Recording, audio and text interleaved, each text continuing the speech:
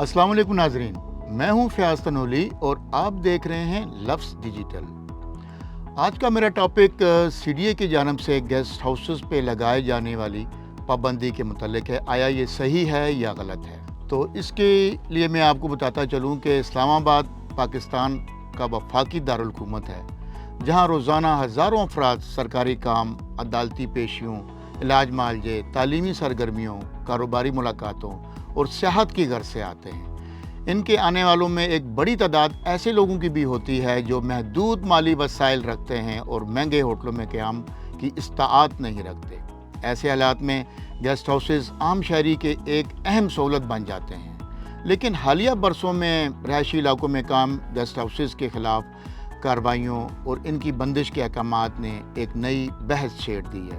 सवाल ये है कि क्या मसले का हल मुकम्मल बंदिश है या बेहतर रेगुलेशन? इस्लामाबाद में जो गेस्ट हाउस यूनियन के प्रेसिडेंट हैं सरदार अज़हर साहब, उनसे जब मेरी बात हुई तो उन्होंने बताया कि इस्लामाबाद में तकरीबन 700 के करीब गेस्ट हाउस हैं। ज़्यादा से ज़्यादा मेरे ख़्याल में 5-10% जो हैं वो मालकों के होंगे। बाकी ये जो गरीब लोग होते हैं, ये पैसे 2-2, 3-3 पार्टनर बन के ये गेस्ट हाउस का काम शुरू करते हैं ताकि लोगों को सहूलत फराहम की जाए।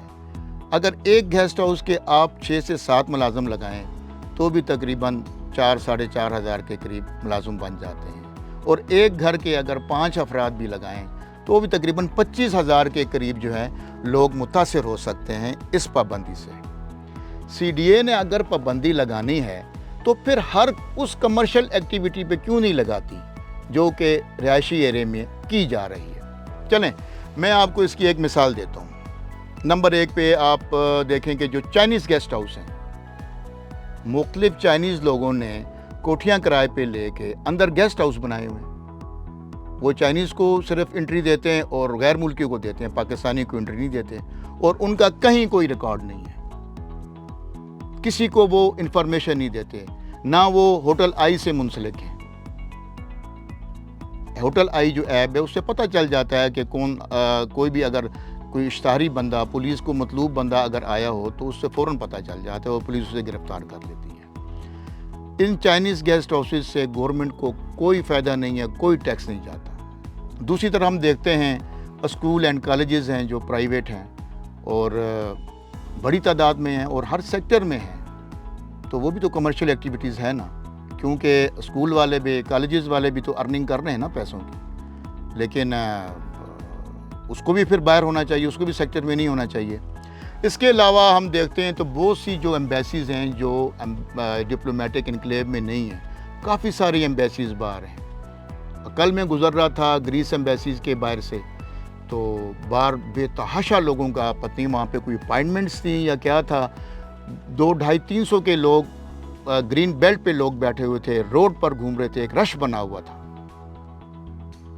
तो ऐसी जो एम्बेसीज़ हैं जो फीसेस ले रही हैं, ये भी जो पब्लिक सर्विस के इदारे हैं, तो इनको भी तो फिर नहीं होना चाहिए ना, इन पे भी पाबंदी लगानी चाहिए। इसके अलावा हम देखते हैं कि बहुत सी जो NGOs के दफातर हैं, इंटरनेशनल NGOs की, वो कोई गरीब तो नहीं है। उन्हें भेजें ना कमर्शियल एरिया में, क्यों नहीं भेजते आप लोग? उनके लिए भी निज़ाम और है और गरीब आवाम के लिए और है।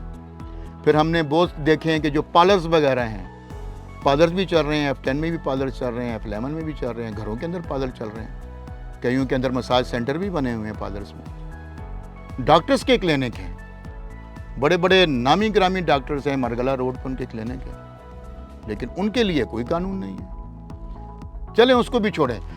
फिर अगर पाबंदी लगानी है रिहायशी एरियों पे तो सीडीए के अपने ऑफिस जो हैं, फैसिलिटेशन जो सेंटर है वो जो G7 में बना हुआ है, वो भी कमर्शियल एरिया तो नहीं है, उसके चारों तरफ घर हैं, और रिहायशी एरिया में आपने अपना जो ऑफिस रखा हुआ है वो जायज़ है। फिर हम देखते हैं जो पुलिस का फैसिलिटेशन सेंटर है वो भी कमर्शियल एरिया में नहीं है, जो F6 में सुपर मार्केट के अपोजिट है। हालांकि पुलिस का जो प्लाट था ये काफ़ी बीन जो और इसके दरमियान जो शेल का पंप है, इन बिटवीन प्लांट था। यहाँ पुलिस चौकी हुआ करती थी जब मैं SHO कोसार था, तो यहाँ पर पुलिस की चौकी हमने बनाई थी।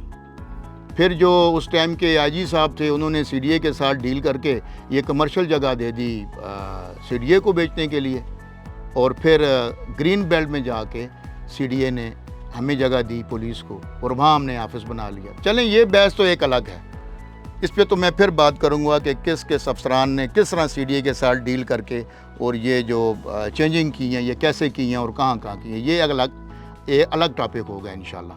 لیکن یہ جو فیسیلیٹیشن سینٹر ہے یہ پھر کیوں ہے؟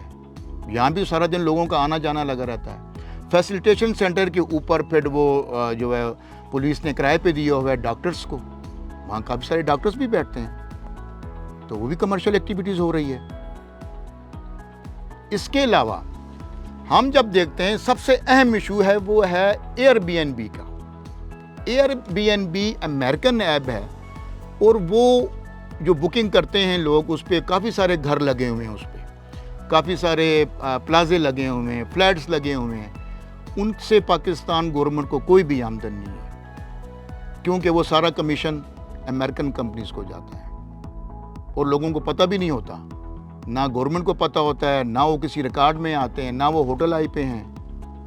تو ان کو اگر اجازت ہے، یہ کتنے میں نے آپ کو گنوا دیے ہیں، اگر اتنی کمرشل ایکٹیویٹیز جو ہے 9-10 قسم کی اور سی ڈی اے کی شیلٹر کے نیچے ہو رہی ہیں، تو وہ کیوں ہو رہی ہیں؟ اگر ختم کرنا ہے قانون کے مطابق اس اسلام آباد کو سی ڈی اے کو لے کے چلنا ہے تو پھر سب ایکٹیویٹیز ختم ہونی چاہیے، اور اگر نہیں تو جہاں ان کے لیے آپ اچھا قانون بنا سکتے ہیں، ان کو فیسیلیٹیٹ کر سکتے ہیں، تو یہ گیسٹ ہاؤس والے بھی غریب لوگ ہیں، یہ تھوڑے پیسے جوڑ کے لوگوں کو فیسیلیٹیٹ کرتے ہیں گیسٹ ہاؤس بنا کے، تو کائنڈلی ان کے لیے بھی مہربانی کی جائے، ان کے لیے بھی غور و فکر کیا جائے۔ ریاست کا کام جو ہے وہ لوگوں کو بے روزگار کرنا نہیں ہوتا، لوگوں کو اکاموڈیٹ کرنا ہوتا ہے، اس کے لیے قانون سازی کی جائے۔ میری سی ڈی اے کام سے، وزیر داخلہ صاحب سے، وزیر اعظم صاحب سے اپیل ہے کہ یہ جو غریب لوگ ہیں ان کے لیے بھی کچھ نہ کچھ ایسا سوچا جائے جیسے کہ باقی اداروں کے لیے سوچا جا رہا ہے، تاکہ یہ بھی بے روزگار نہ ہوں اور آپ کو دعائیں دیں۔ میں اپنے انہی الفاظ کے ساتھ اجازت چاہوں گا، اور جو بھی لوگ میرا پروگرام دیکھیں اس پہ اپنی رائے سے مجھے ضرور مستفید کریں۔ پاکستان زندہ باد۔